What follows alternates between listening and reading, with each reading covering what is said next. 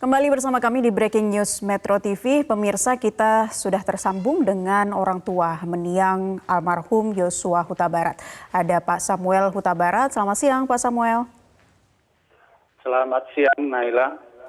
Baik, Pak Samuel, kita ingin minta tanggapannya dari pihak keluarga terkait JPU yang menuntut terdakwa Kuat Ma'ruf dengan 8 tahun penjara, 8 tahun pidana. Sudah setimpalkah menurut Anda? Kembali kita lihat mulai dari perkara terjadinya mulai dari Magelang, memang si Kuat Ma'ruf ini sangat dominan di perkara ini. Apalagi dia di waktu di Magelang sempat membawa sebilah pisau untuk mengejar-ngejar almarhum. Yang kedua, sesudah sampai di Jakarta, kan dia serempak ke lantai 3 di rumah pribadi Ferdy Sambo dengan Putri. Yang ketiganya itu kan dia mengetahui pembunuhan itu di Duren 3. Dalam hal ini memang dia sudah terkait di dalam pembunuhan berencana. Terhadap ancaman tuntutan 8 tahun penjara ini, ya bagaimana lah mau kita bilang ya, kita selaku orang tua almarhum, rasanya kurang pantas tuntutan ini. Sebenarnya pantasnya sama dia harusnya 15 tahun itu. Soalnya dia sangat dominan di perkara ini. Sumber malapetaka itu kan dari dia, mulai dari Magelang itu. Ya, jadi pihak keluarga menilai bahwa Kuat Ma'ruf menjadi sumber utama dan kemudian ada niat yang sudah ada sebelumnya ya Pak Samuel. Nah, apakah dalam hal ini dari fakta-fakta persidangan Anda menilai pihak JPU sudah memberikan bukti-bukti atau petunjuk yang saling berkaitan bahwa mereka bersama-sama turut serta melakukan pembunuhan berencana ini, Pak Samuel? Memang tidak terlibat secara langsung si Kuat Ma'ruf membunuh ya, menembak, tapi dia mengetahui segala hal mulai dari Magelang sampai ke Duren 3. Dalam hal inilah kesalahan dia, keturutsertaan dia. Kenapa dia tidak melapor polisi? Padahal di rumah Duren 3 itu dia sudah mengetahui ada pembunuhan. Disitulah sangat salah satu kesalahan dia itu. Tapi dalam hal ini mari kita berdoa agar Pak Hakim nanti memberikan keputusan yang setimpal dan kami mendapatkan keadilan yang seadil-adilnya. Baik, Pak Samuel, kalau Anda melihat sudah cukupkah fakta-fakta hukum yang dibacakan oleh tim JPU tadi?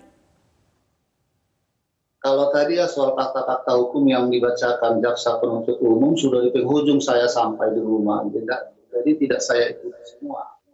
Tidak berapa lama lagi sudah dibacakan tuntutan.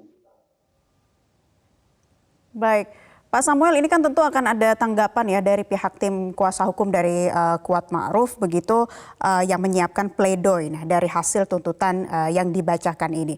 Hukumannya mungkin bisa diperingan atau seperti apa nantinya pandangan Anda ketika tim kuasa hukum nanti memberikan pledoi dari hasil tuntutan yang dibacakan? Itulah peran satu penasihat hukum ataupun pengacara si Kuat Ma'ruf dia untuk membela dia agar semaksimal mungkin orang itu berusaha untuk meringankan hukuman untuk si Kuat Ma'ruf. Tapi dalam hal ini mari kita tunggu nanti pledoi dia di minggu depan.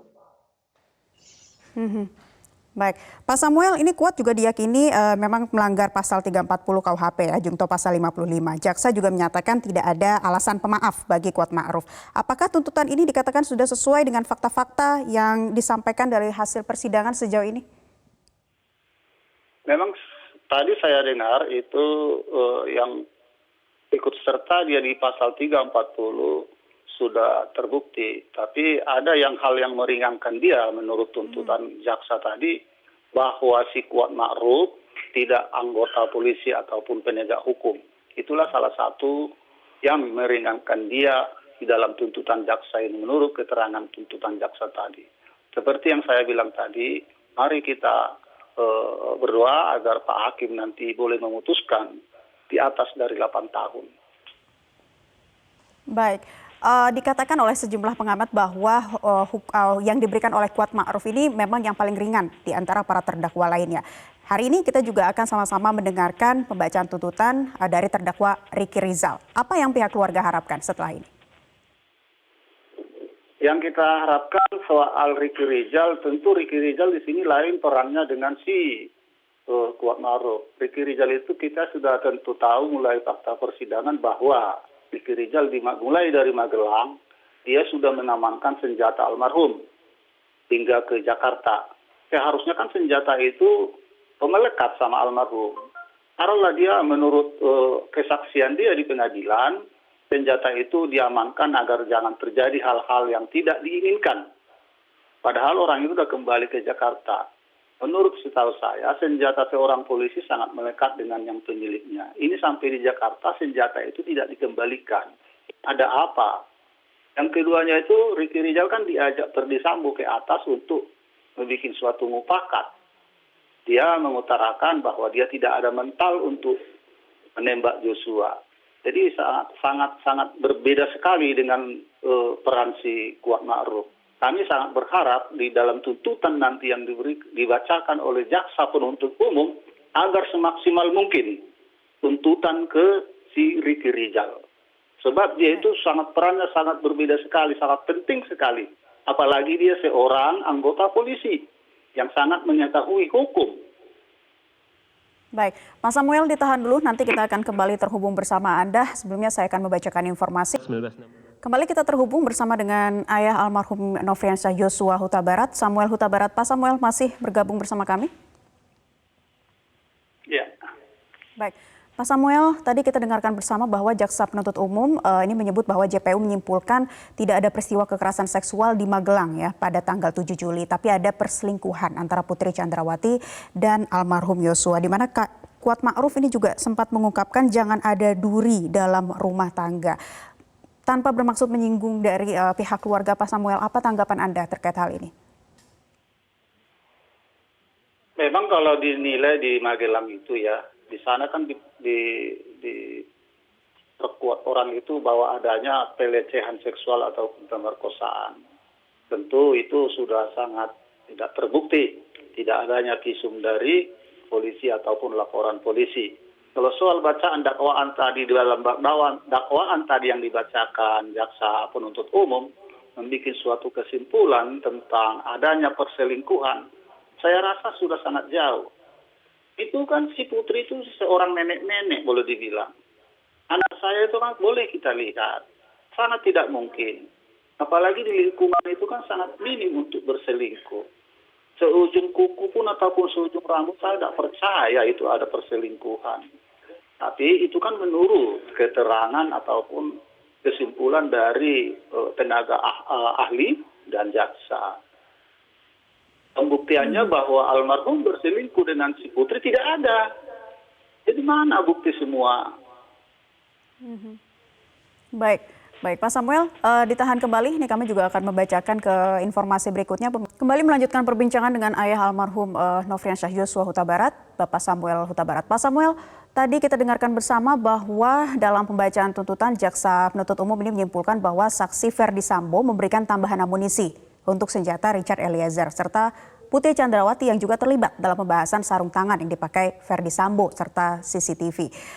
Apa tanggapan Anda terkait hal ini? Apakah juga sudah berdasarkan ini keterangan dari para saksi dan juga ahli yang disampaikan? Ya, terima kasih. Itu kan terjadinya penambahan amunisi di rumah Saguling. Jadi di sana kan sudah tentu kita tahu di fakta-fakta di persidangan dalam kesaksian terutama dari kesaksian si Eliezer bahwa Verdi Sambo menyarankan sama dia untuk menambahkan amunisi ke senjatanya si Eliezer. Dan si Eliezer pun mengutarakan bahwa si Putri ada di ruangan itu. Mereka bertiga. Dan sarung tangan itu tentu terdengar oleh si Eliezer di dalam rapat orang itu. Sudah tentu dalam hal ini sudah terbukti orang itu merencanakan suatu pembunuhan. Sudah melekat bagi mereka pasal 340 pembunuhan berencana. Baik. Pak Samuel, bagaimana juga dengan adanya penyesalan yang disampaikan oleh Putri Chandrawati dan drama tangisan di ruang persidangan oleh terdakwa Putri Chandrawati, namun tetap bersikukuh bahwa ia mengalami pelecehan begitu. Apa tanggapan Anda, Pak Samuel? Di persidangan terakhir pemeriksaan terdakwa di minggu yang lalu memang penampilan si Putri itu sangat berbeda dengan di persidangan yang sudah lalu. Dalam persidangan yang lalu, yang minggu kemarin, bahwa si Putri merubah penampilannya. Nah, dalam hal ini di waktu persidangan yang lalu-lalu, di bulan-bulan yang lalu, penampilan dia itu sangat mentereng itu. Sekarang ini kan rambutnya diikat ke belakang, wajahnya tanpa dihias sesuatu bedak apapun, dan suaranya pun dirubah-rubah agar jaksa dengan hakim merasa kasihan melihat dia. Jadi dalam hal ini yang pertama sekali saya lihat bahwa rambutnya pun diikat ke belakang. Sebelumnya kan itu sangat terurai ke depan. Apalagi wajahnya ditutup masker. Hanya wajah dia yang nampak selama ini hanya seperempat lah yang kita lihat wajahnya.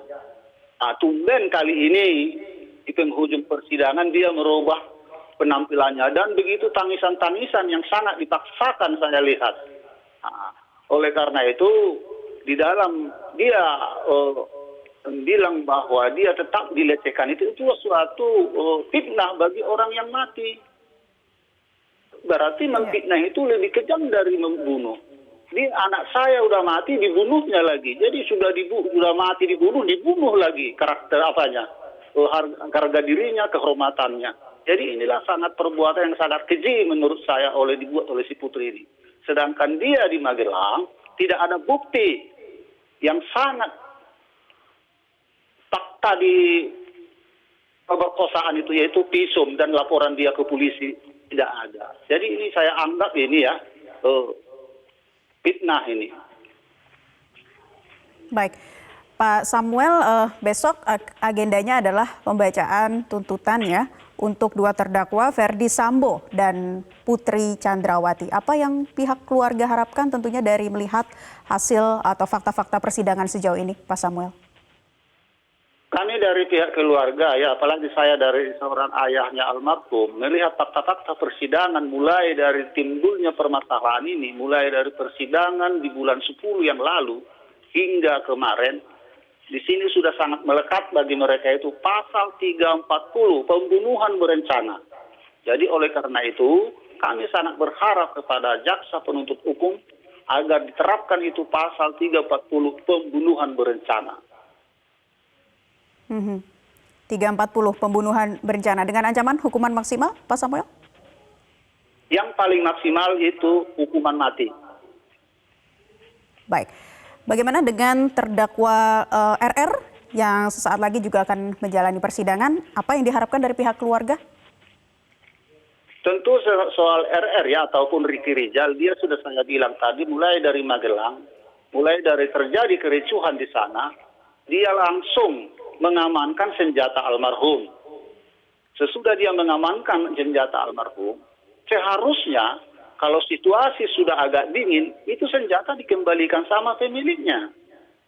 Nah, ini enggak. Sampai ke Jakarta kembali pun senjata itu tidak dikembalikannya. Alasannya sudah ditaruh di dashboard. Nah, yang pemilik senjata kan bukan dashboard, almarhum. Jadi apa di balik ini semua? Apa di pikiran si Ricky Rizal ini? Sampai ke Jakarta pun, dia diundang oleh si Ferdi Sambo rapat di lantai 3. Memang dia mengakui tidak sanggup untuk menembak. Mentalnya tidak ada. Tapi di Duren 3 kan dia mengetahui itu pembunuhan. Kenapa dia tidak lapor dengan yang berwajib? Sudah tahu dia di tempat itu ada penghilangan nyawa orang. Padahal dia seorang polisi. Dia yang paling senior di tempat itu. Dalam hal ini kami pun sangat berharap diterapkan di sana, yaitu 340 hukuman yang paling berat. Baik, terakhir Pak Samuel, bagaimana dengan terdakwa Richard Eliezer? Apa yang diharapkan pihak keluarga sejauh ini karena ada perintah jabatan di situ? Silakan Pak Samuel. Soal Eliezer ya, memang di awal persidangan di bulan 10 yang lalu, sebagai saksi kami pada saat itu, Eliezer sudah datang ke hadapan kami meminta maaf dan bersujud, dan dia berjanji untuk membela Bang Jos yang terakhir kalinya. Itulah ucapan dia.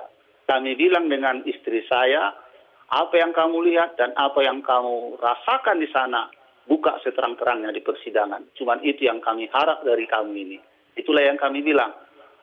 Memang dia sudah diajukan oleh LPSK dengan pengacara si Eliezer bahwa dia itu adalah justice kolaborator. Kalau soal keputusan justice kolaborator itu nanti hak prerogatif oleh majelis hakim. Dan sebagai imbalan bagi dia soal justice kolaborator, biarlah nanti yang hakim yang memutuskan. Baik, terima kasih sudah memberikan keterangan Pak Samuel Huta Barat, ayah dari almarhum Nofriansyah Yosua Huta Barat. Terima kasih sekali lagi Pak Samuel.